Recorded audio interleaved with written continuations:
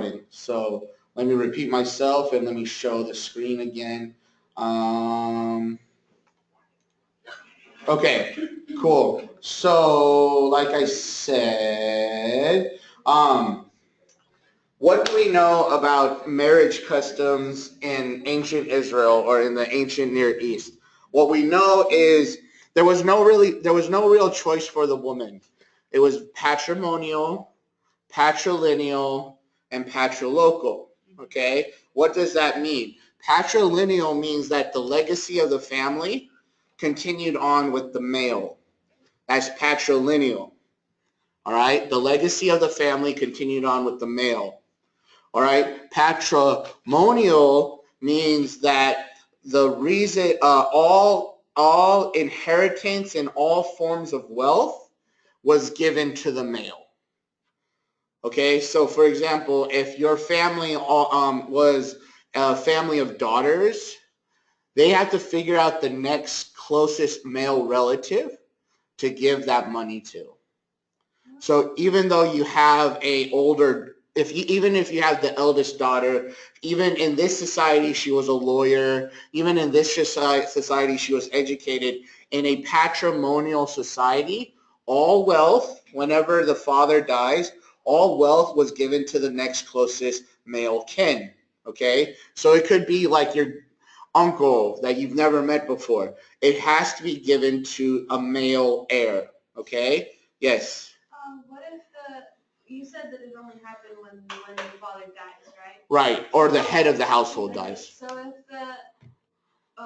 when a woman goes and marries the man, they're part of their house. Right, exactly.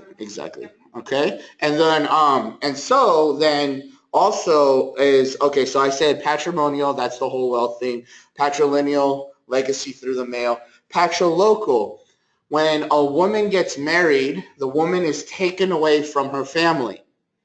And she no longer belongs to her family. She belongs to the family of the husband. Okay? So that's patrilocal, all right? And so it's a very male-dominated society. Weddings they weren't compelled by feelings.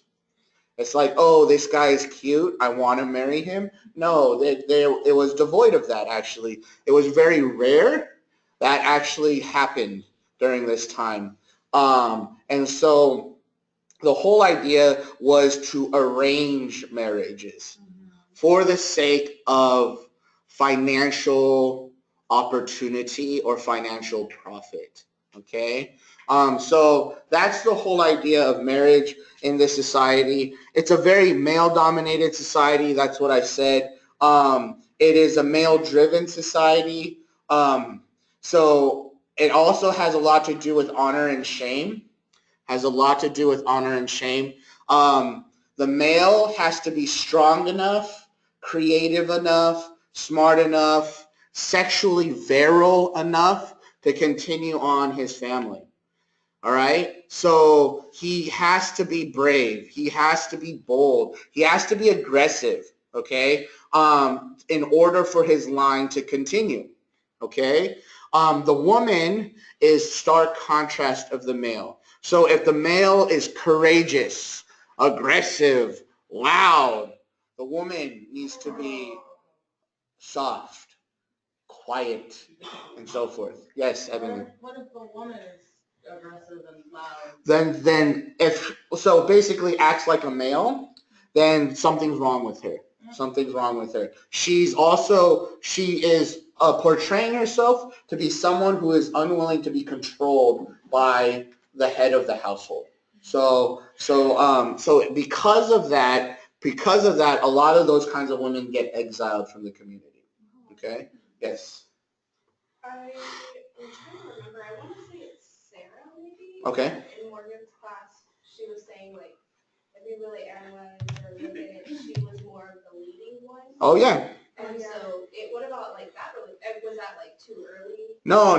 That's called. I mean, I'm not downplaying Sarah. No, it's Rebecca actually. Oh, It's not. Sarah did it too, but Rebecca was the master of it.